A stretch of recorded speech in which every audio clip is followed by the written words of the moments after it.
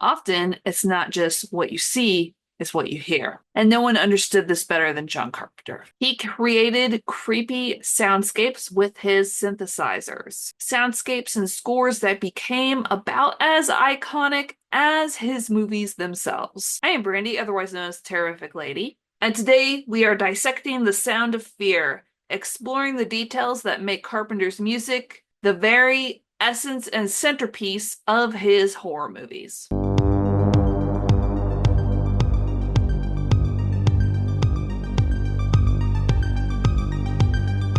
First off, I want to give a quick shout out and thank you to all my supporters out there. It means the world. Every like, comment, subscription shows support. We are building something truly special here. And as an aside, this is a supplemental video to what I like to call the John Carpenter retrospective course. So if you haven't already seen the 3 retrospectives I put out of Halloween, The Fog, and The Thing, I'll be linking that playlist in the description. So let's get to it.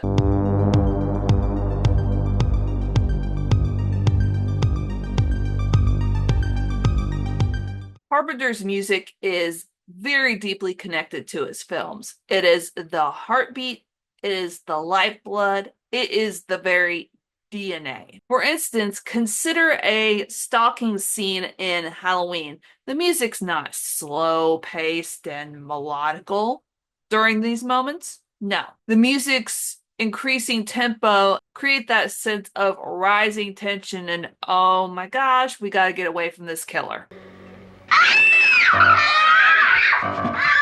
Get in there, come on, Tommy.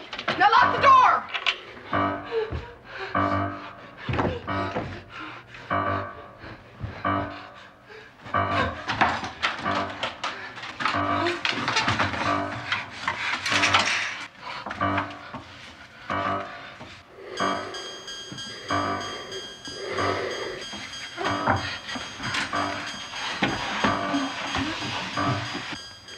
In the really eerie silences of The Fog, the low kind of sustained drone that you hear isn't just the absence of sound. It's this sort of void that amplifies the overall unsettling atmosphere. 5 minutes.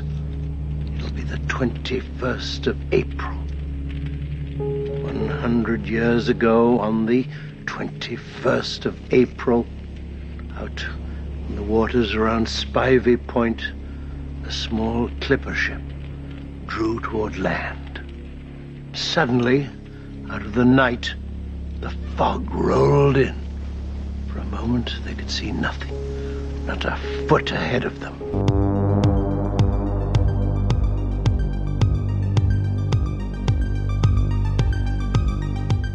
John Carpenter also understood the power of restraint in his music. His scores are very simple on the surface, and they're also incredibly effective in how minimalist they are. And he's not just being simplistic to be like, hey, I want to be simplistic and just slap any old musical score on there. He strips away the unnecessary to amplify and complement the scene that is on screen. He creates space for the dread and the tension to fully breathe.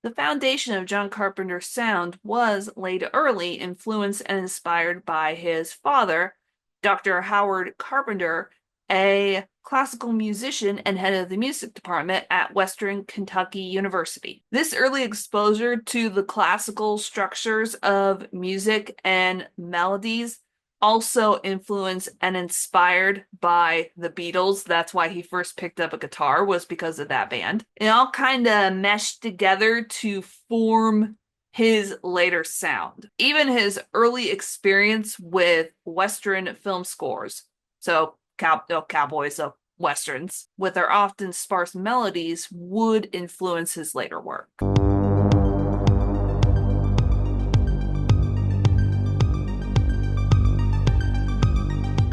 low budgets of his earlier films is, strangely enough, what inspired his signature sound. Because one of the most accessible instruments, so to speak, or tools to people at the time was a synthesizer. It was able to create a wide range of sounds and tones and melodies, and that became his instrument of choice. For Halloween, this meant a collaboration with Dan Wyman, who helped translate Carpenter's musical ideas into the chilling synthscape that we know and love today. Horror movies will live forever.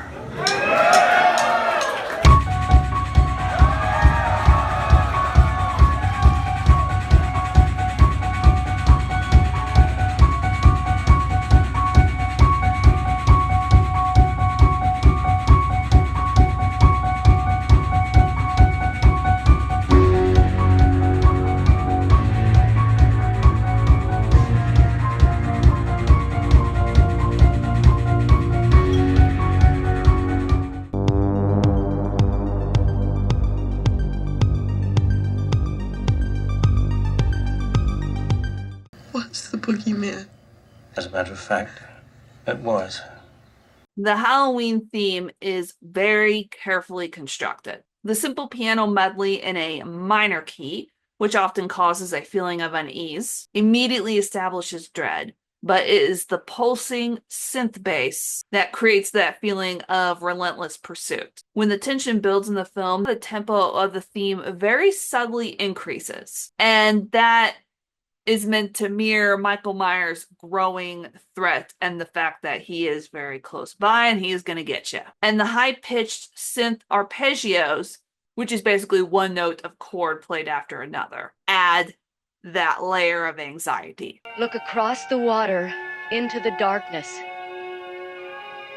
The fog uses a different kind of sound for its creepiness, almost a low, sustained synth drone throughout. It creates a feeling of unease and dread, which almost mimics the feeling and the look of the fog itself. But the piano melody, often played with significant reverb, which is that echo-like effect that you hear in music at times, it adds a layer of beauty to the horror, hinting at the centuries-old curse. The recurring sound of the foghorn is a sound within the movie, yes, but it's also a musical motif. It's a repeated musical idea that is linked to the approaching doom. The simplicity of the instrumentation allows the vast empty spaces of Antonio Bay to resonate and reflect just a sense of pure dread, of pure just terror.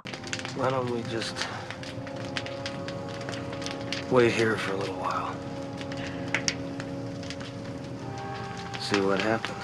While John Carpenter did not compose the score for The Thing, it is still very important to mention because the sound mimics the style that he has in his musical scores. So it is an interesting study in contrast. Ennio Morricone has a sweeping orchestral score that is added to this film, and when you combine it with John Carpenter's injections of synth music, or those little synth cuts that are in there, it just adds a sense of bigness, but also isolation at the same time to the setting.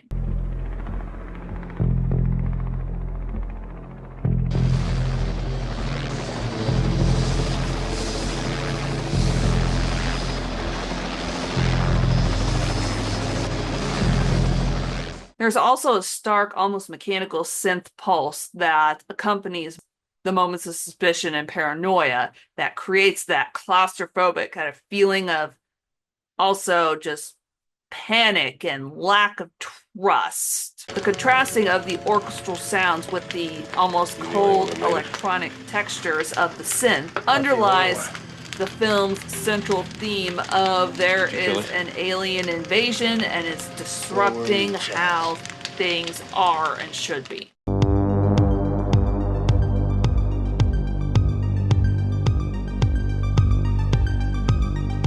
Carpenter's innovative and distinctive use of synthesizers greatly influenced the horror genre. His work showed how electronic sound could create this unique sense of atmosphere that just using orchestral scores by themselves couldn't. He was a master of visual horror, and he was also a sonic architect of fear, isolation, paranoia, dread, all those horror emotions that you can think of. He was an architect of them in his music. His scores are a testament to the power of sound and just how important it is in a horror movie, along with the visuals, to come together and just create those moments where you cower away from the screen or jump up in your chair. Thank you so much for watching this supplemental video to what I like to call the John Carpenter retrospective course. I'm going to put the links to all the retrospectives in the description and at the end of this video for you to check out. Class is dismissed, everybody, for now, but I will see you next time. Bye!